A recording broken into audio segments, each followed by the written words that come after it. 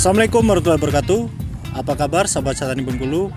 Lama sekali tidak berjumpa dan mungkin beberapa teman-teman sekalian sudah pengen menyaksikan lagi video dari Tani Bengkulu. Nah, kebetulan di saat ini kita akan melihat jackpot di masa pandemi. Nah, apa jackpotnya? Nah, di sini ada tanaman tomat yaitu Gustapip 1, ada terong lezata, ada sawi bola leoni, dan juga ada cabai rawit putih rawita. Nah, bagaimana petaninya menyiasati sistem tanam seperti ini akan kita cek di lahan langsung. Oke.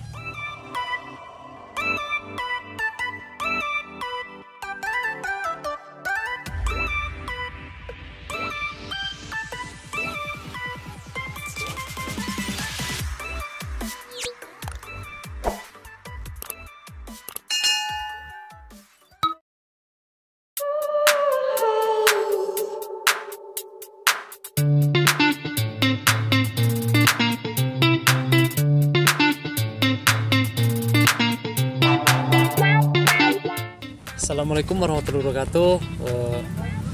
Perkenalkan, nama saya Aji Sutrisman. Saya tinggal di Desa Tangsi Duren, Kecamatan Kabawetan, Kabupaten Kepahyang, Provinsi Bengkulu.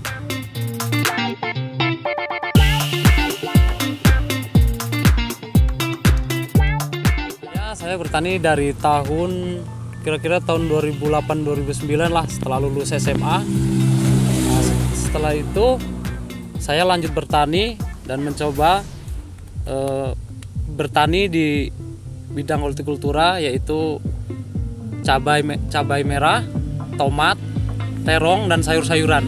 Tanaman yang sedang saya budidayakan di tahun ini yaitu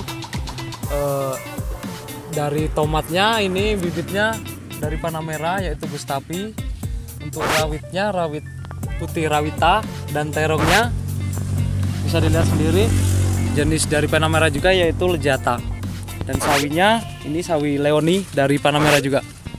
Untuk tanaman yang saat ini saya budidayakan yaitu dengan cara tumpang sari. Keuntungan tumpang sari untuk mengalihkan vektor penyakit atau hama. Nah, walaupun untuk akhir-akhirnya kita beralih lagi untuk penghasilan.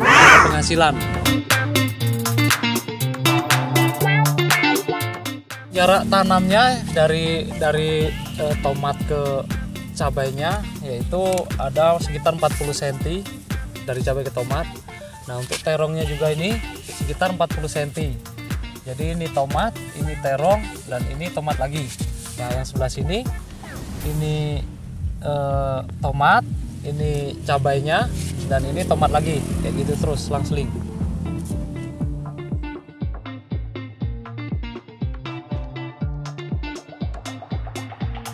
Nah, untuk pengolahan lahannya ini kita dulu menggunakan rotari, yaitu untuk menghaluskan dan menghaluskan tanahnya dan sistem bedengannya juga.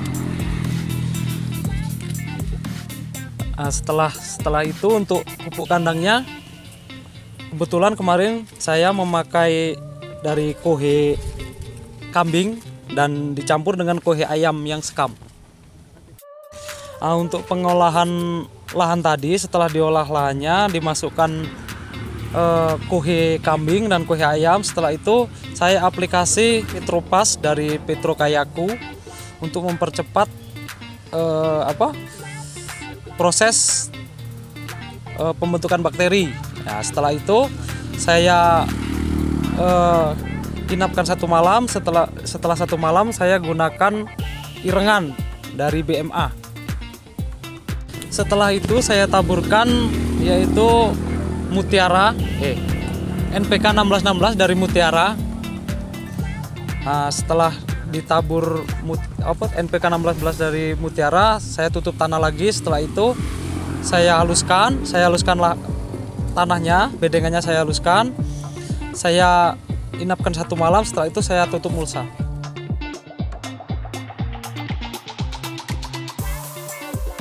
Nah, untuk setelah saya tadi pasang mulsa, nah, kemudian lanjut ke pindah tanam. setelah disemai, setelah benih disemai, siap tanam kira-kira umur sekitaran 25 hari atau 20 hari lah, 20 hari untuk setelah semai.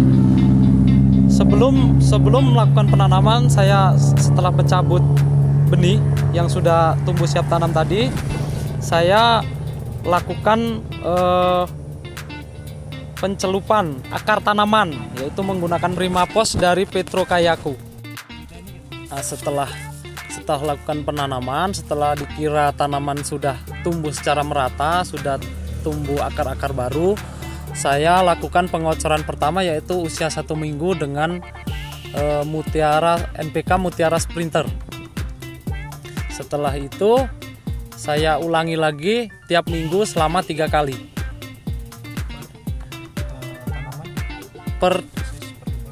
Dosis per lubang saya lakukan pengocoran untuk ukuran 15 tank elektrik. Saya kebetulan menggunakan tank elektrik.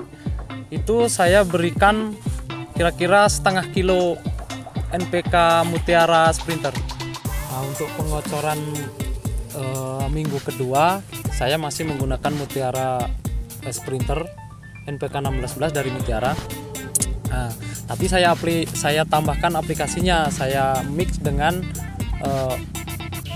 Petrobos dari Petro Kayaku dan Irengan. Nah, setelah itu saya gunakan pupuk buahnya untuk pupuk daun, pupuk buah, dan saya tambahkan Profit Maxi. Dan untuk aplikasi pupuk daunnya penyemprotan saya gunakan Agropos.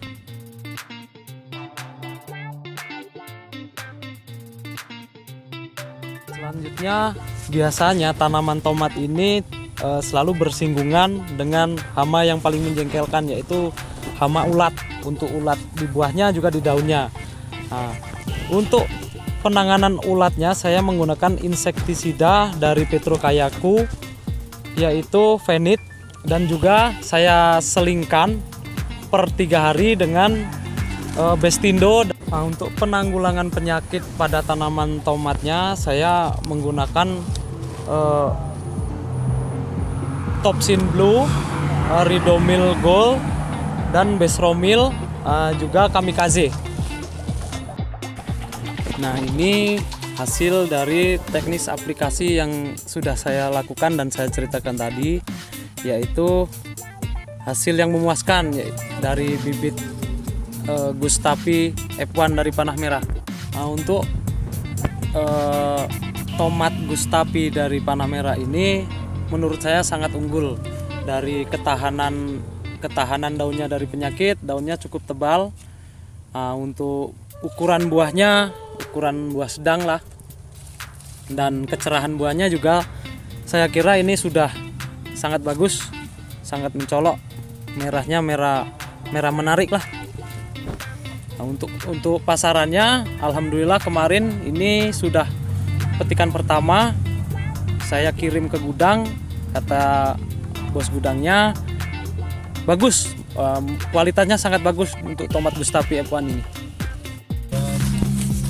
Nah, untuk selanjutnya ini tumpang sari, yaitu di pinggir bedengan tadi ada sawi Leoni dari Panah Merah. Nah, ini sebelum untuk cerita ke belakangnya, yaitu sawi Leoni ini sebenarnya sudah kadaluarsa kira-kira 2 tahun. Nah, jadi coba-coba saya semai.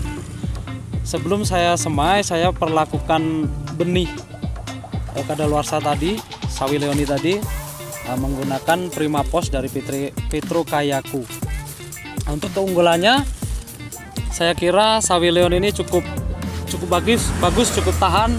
Untuk ketahanannya, yaitu untuk akar gada aja, saya kira nggak ada yang terkena akar gada ini. Semuanya tumbuh normal lah, walaupun bisa dilihat untuk warna hijaunya, hijau menarik, pas lah untuk di pasaran konsumen. Nah, untuk penyakit lainnya yaitu kretek lah, yang untuk petani bilang itu kretek, alhamdulillah nggak ada. Ini tanamannya sangat hijau, normal. Selanjutnya untuk tumpang sari tadi, saya menanam rawit putih rawita dari panah merah juga. Nah, ini yang membuat saya penasaran. Untuk rawita ini baru umur sekitaran 2 bulan, belum berbuah. Yang membuat saya penasaran, apakah benar rawita ini benar-benar tahan antraknosa atau tidak? Itu yang membuat saya penasaran. Kebetulan untuk jenis rawit putih yang dikeluhkan para teman-teman petani yaitu penyakit antraknosa yang susah ditanggulangi. Oke, itulah tadi sekilas pola tumpang sari yang sudah saya lakukan. Nah, mudah-mudahan obrolan kita tadi bisa membawa manfaat untuk teman-teman petani muda sekalian. Mudah memberikan jackpot untuk saya ke depannya. Maju terus petani Indonesia. Salam dari saya, petani dari Desa Tangsiduren, Kecamatan Kaboetan, Kabupaten Kepayang, Provinsi Bengkulu. Hidup petani Indonesia. Itu tadi liputan kita mengenai jackpot di pandemi. Bagaimana jackpot itu didapatkan dari hasil budidaya tanaman sayuran. Jangan lupa untuk terus dukung channel Cah Tani Bengkulu untuk like, subscribe, comment, and share di channel Cah Tani Bengkulu.